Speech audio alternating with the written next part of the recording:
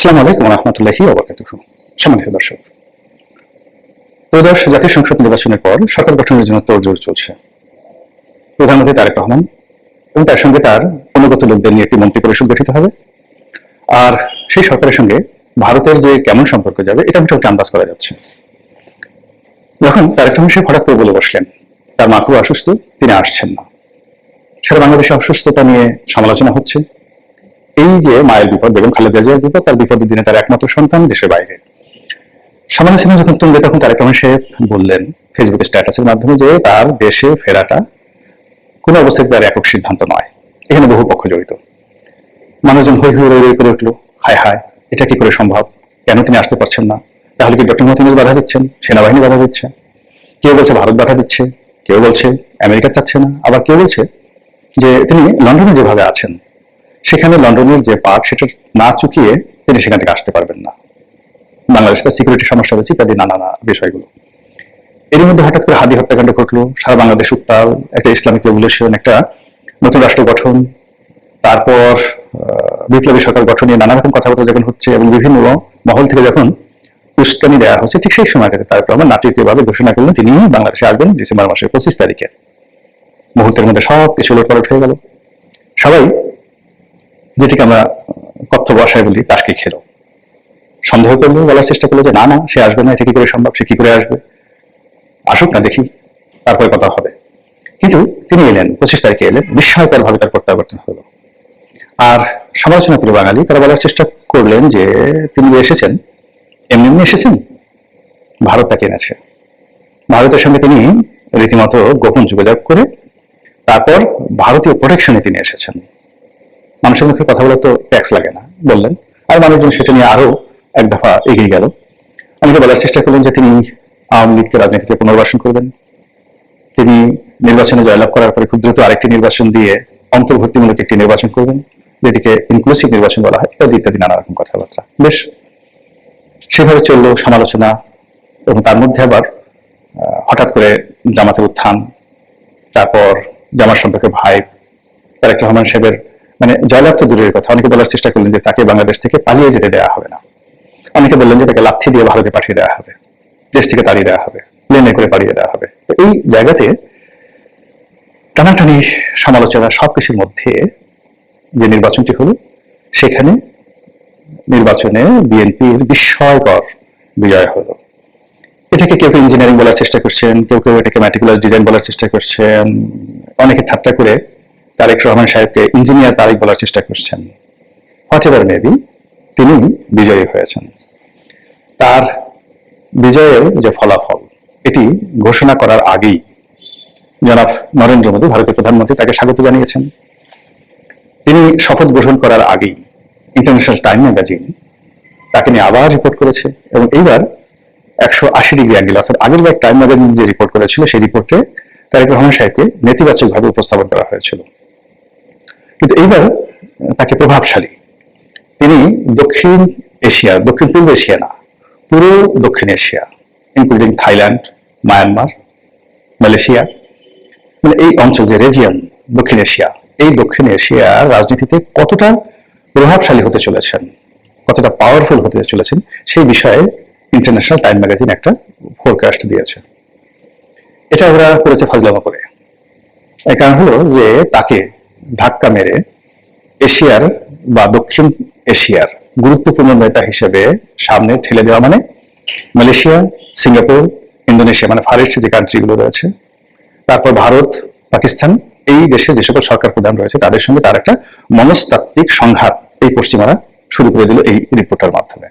এটি আমি বলবো একবারে মারাত্মক ফাজলামো। এনিওয়ে, যেটা বলছিলাম যে নরেন্দ্র মোদী তাকে অভ্যর্থনা জানিয়েছেন, আর এখন 18 তারিখে, আমি এই ভিডিও করছি 14 তারিখে, তো 18 তারিখে সেই নতুন সরকারের শপথ হতে পারে, মন্ত্রী পরিষদের শপথ হতে পারে, এইভাবে খবর প্রকাশিত হয়েছে। রাষ্ট্রপতি শপথ বাক্য পাঠ করাবেন। এখন জোর কথাবার্তা হচ্ছে যে এই শপথ অনুষ্ঠানে স্বয়ং নরেন্দ্র মোদী উপস্থিত থাকতে পারেন, তাকে দাওয়াত জানানো হতে পারে, অথবা তিনি নিজে আগ্রহী হয়ে থাকতে পারেন। আর তাই যদি হয় তাহলে তিনি কি তার বহিন নরেন্দ্র মোদী, তার যে বোন শেখ হাসিনাকে নিয়ে আসবেন, অথবা তারেক রহমান সাহেবের সঙ্গে তিনি যে নতুন ডিপ্লোম্যাসি শুরু করেছেন, সেই ডিপ্লোম্যাসি থেকে তার কি কন্ডিশন থাকবে যে বাংলাদেশে আওয়ামী লীগের রাজনীতি এস্টাবলিশ করতে হবে, শেখ হাসিনাকে ফিরিয়ে নিতে হবে এবং আওয়ামী লীগের নেতাকর্মীদের উপর যে জুলুম অত্যাচার চলছে আর ভারতে যারা প্রশ্রয় আছেন তাদেরকে বাংলাদেশে পুনর্বাসিত করতে হবে, এই কথা কি তিনি বলবেন? নাকি আওয়ামী লীগকে ভুলে গিয়ে বিএনপির সঙ্গে তারা একটি চমৎকার সম্পর্ক গড়ে তুলবেন? দুটো সম্ভাবনাই প্রবল, 50-50।